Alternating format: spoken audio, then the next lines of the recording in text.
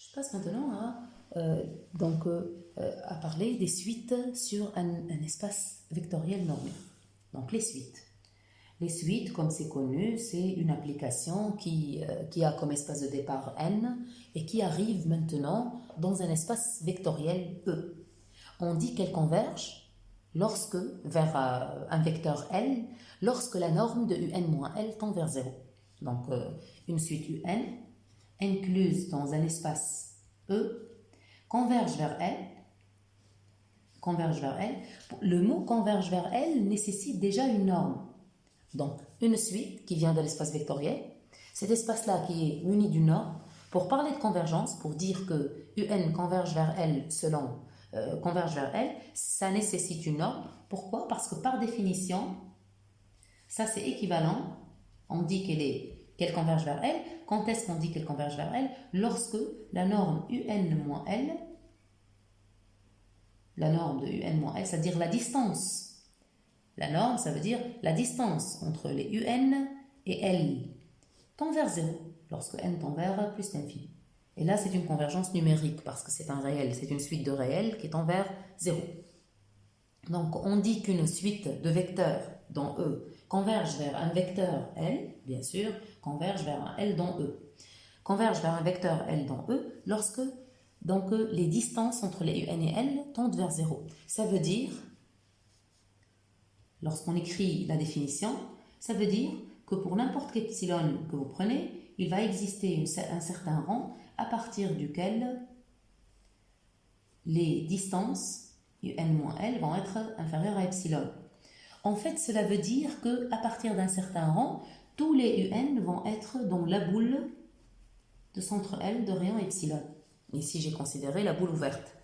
La définition de la convergence reste équivalente si on remplace cet inférieur strict par inférieur égal. Donc l'idée, c'est de faire converger UN vers L en faisant converger la norme vers 0, c'est-à-dire la distance vers 0. Donc, c'est-à-dire que pour tout epsilon, tous les termes à partir d'un certain rang sont dans la boule. C'est-à-dire tous les termes, sauf un nombre fini, sont dans la boule. Donc voilà, ça c'est la notion de convergence dans un espace vectoriel qui doit être normé pour parler de convergence. Donc ça doit être normé pour parler de convergence parce qu'on doit être capable de quantifier cette distance. Bien sûr, bien sûr, pour parler de convergence, il s'agit toujours de quantifier la distance entre les termes et la limite. Donc notre espace vectoriel doit être normé pour parler de la notion de convergence. La divergence, bien sûr, vient si ça ne converge pas. Donc après, on a toutes les propriétés connues pour la convergence. La limite est unique, une suite convergente est bornée. Donc voilà, UN tend vers L, L est unique. On a aussi UN converge vers L, bien sûr, tend vers, ça veut dire avec une norme bien définie. Donc L est unique, bien sûr. L'unicité, converge vers L aussi par une norme, comme ça, converge vers L par une norme, ça donnera que UN est borné par cette norme. Pour cette norme, UN est borné. Bien sûr, UN peut converger pour une norme, ne pas converger pour une autre. Donc ça, c'est selon les normes considérées, la notion de convergence peut varier selon les normes considérées. Et puis, UN converge vers L pour une norme, alors UN est borné pour cette norme. Elle peut être non bornée pour une autre norme. Et là, si vous consultez votre cours, vous trouvez pas mal d'exemples avec les fonctions, c'est-à-dire sur les espaces de fonctions, lorsqu'on trouve des suites qui sont convergentes pour la norme 1, non convergentes pour la norme infinie, bornées pour une norme telle, non bornées pour d'autres normes. Donc là, vous pourrez consulter votre cours ETD pour voir, surtout sur des espaces de fonctions, on a eu ce genre d'exemple pour dire voilà des suites qui sont bornées pour une norme, non bornées pour d'autres, convergentes pour une norme, non convergentes pour d'autres, etc. Donc ça c'est les propriétés connues sur les suites. Aussi, on a la définition de valeur d'adhérence d'une suite dans un espace vectoriel. Donc une limite d'une sous-suite u phi n, d'une sous-suite u phi n, est appelée, une limite bien sûr dans E, est appelée valeur d'adhérence de un.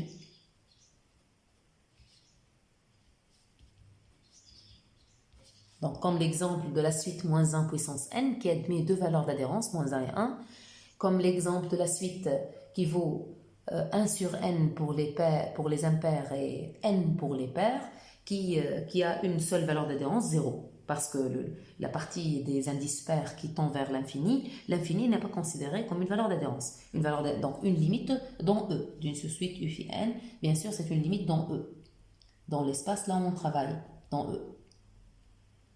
Une limite dans E. Donc il faut faire attention à ne pas considérer les limites infinies lorsqu'il s'agit de suites réelles. Là on parle des limites dans l'espace vectoriel E sur lequel on travaille. Donc une limite dans E d'une suite u phi n, d'une sous-suite u phi n de un est appelée valeur d'adhérence de un. On l'appelle valeur d'adhérence de un.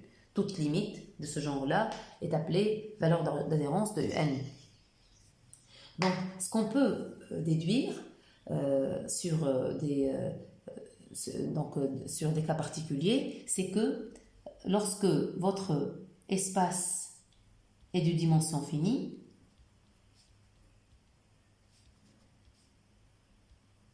si votre espace est de dimension finie, alors, et un est borné, donc ça c'est un théorème bien sûr, alors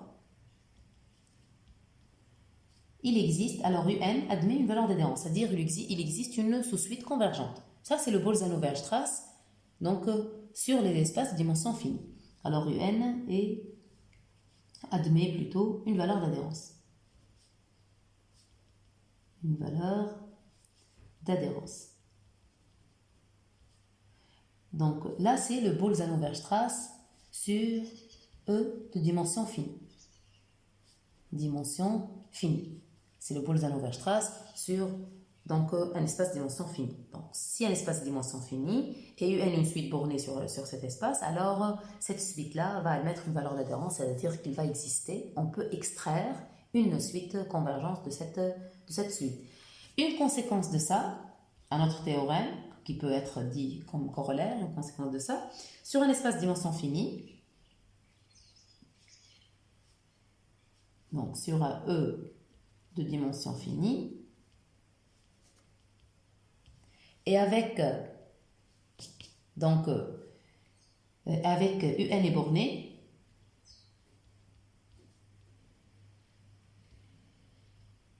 avec un borné, on a un converge si et seulement si un admet une unique valeur d'adhérence.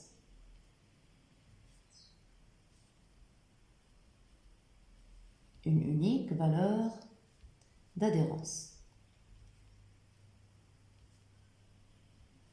Une unique valeur d'adhérence. Donc, dans un espace dimension finie, avec une suite bornée, cette suite-là converge si et seulement si elle admet une unique valeur d'adhérence. Bien sûr, en absence de la bornitude, ce n'est pas vrai parce que, comme j'ai dit, l'exemple de la suite qui prend n pour les pairs, 1 sur n pour les impairs, et là, elle a une unique valeur d'adhérence qui est 0, mais la suite n'est pas convergente. Ça, c'est en absence de bornitude. La dimension finie, c'est elle qui fait que les espaces, les normes plutôt, sont toutes équivalentes, qu'on peut travailler par n'importe quelle norme, et là, qui donneront dans les démonstrations, si vous consultez bien sûr les preuves de ces deux théorèmes, vous trouvez alors, il y a ce théorème-là qui est corollaire de l'autre, et l'autre qui utilise le fait que toutes les normes sont équivalentes, c'est-à-dire qu'on travaille avec n'importe quelle norme qui pourrait faire l'affaire. Donc voilà, ça c'est les théorèmes à connaître pour les suites sur un espace vectoriel. Bien sûr, il y a les opérations sur les limites, qui restent pratiquement les mêmes opérations qu'on connaît. Donc, bien sûr, ça c'est les grands théorèmes. Il y a les opérations sur les limites. Bien sûr, la limite de la somme reste toujours la somme des limites lorsque les deux convergent. avec une même norme. Donc, ça reste toujours, ça c'est les opérations, ça reste toujours la somme des limites. Aussi, modulo un scalaire et modulo même une suite de scalaires convergentes. Donc, ça c'est limite plutôt des lambda n fois limite des un. Et là, c'est lorsque lambda n, ça c'est lambda n, une suite des scalaires, hein, une suite de scalaires convergentes vers un scalaire lambda. Donc, ça va être limite lambda n qui est lambda fois limite de un qui est L. Donc, ça sera lambda fois L. Aussi, vous aurez, donc ici, j'ai pas dit un fois Vn parce que je suis dans un espace vectoriel, je ne sais pas s'il y a des produits sur cet espace. A priori, il n'y a pas une autre loi donc, dans cet espace, à part la loi additive. Donc, c'est pour ça qu'on ne parle pas de produit dans un espace vectoriel, sauf si dans chaque...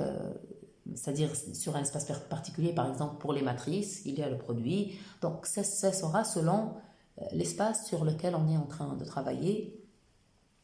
Donc, après, il y aura aussi des opérations du genre, lorsque un est borné avec une suite de scalaires qui tend vers 0, vous aurez, ça je parle d'une suite de scalaires, hein, donc suite de scalaires, donc alors vous aurez lambda n un qui va converger vers 0 pour la norme, bien sûr bornée pour la norme, pour une norme fixée, donc ça sera convergent vers 0 pour cette norme-là, si un est borné, lambda n tend vers 0, et même au contraire, lorsque un tend vers 0 pour une norme et lambda n qui est borné dans K, borné, bien sûr, lambda n c'est inclus dans K, dans R ou C, et là ça va donner que lambda n un va aussi converger pour la norme considérée, va converger vers 0. Donc il y a deux relations de ce type-là.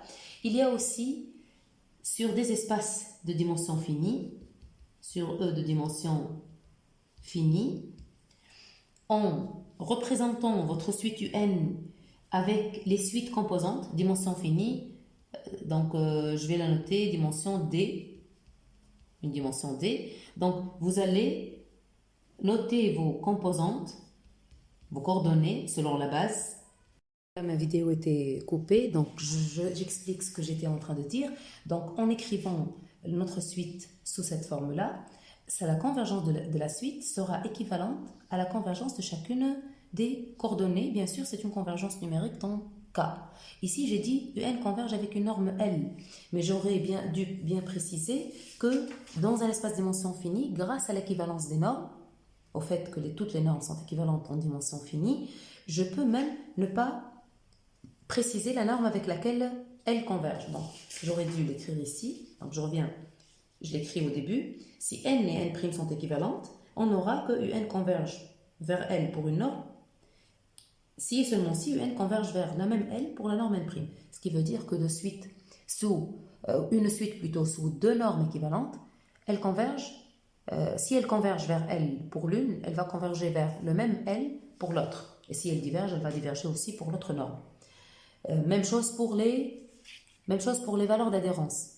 Sous des normes équivalentes, une suite, elle admet les mêmes valeurs d'adhérence. Parce que finalement, la notion de convergence est la même. Même pour les sous-suites. Si elles convergent vers une valeur, pour l'autre norme, elle va converger vers la même valeur, même pour la sous-suite. Donc même pour les valeurs d'adhérence, sous des normes équivalentes, elles vont être les mêmes, avec des normes bien sûr équivalentes. Donc ici, on utilise ça, donc vous pouvez même ne pas écrire la norme utilisée lorsque vous êtes sur un espace de dimension finie. Dire converge, c'est-à-dire converge pour n'importe quelle norme choisie sur cet espace de dimension finie. L'essentiel que la convergence d'une suite UN revient à la convergence numérique dans l'espace K des scalaires, le corps des scalaires K, donc de toutes les coordonnées. Chacune des coordonnées va converger vers la coordonnée correspondante dans le vecteur L. UNK va converger vers LK, quel que soit K de 1 à D. C'est une convergence dans l'espace R ou C, dans le corps des scalaires R ou C.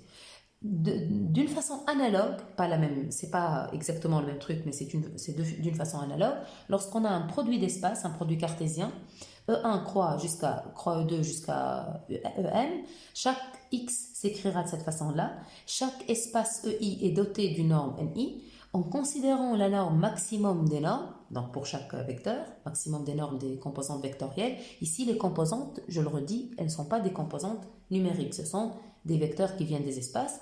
Et là, vous aurez que la convergence de votre suite va être équivalente à la convergence de chaque donc, composante dans son espace correspondant, avec la norme NK correspondante. Donc c'est l'équivalent à dire ça. C'est en gros ce qu'on doit savoir sur les suites dans un espace vectoriel normé.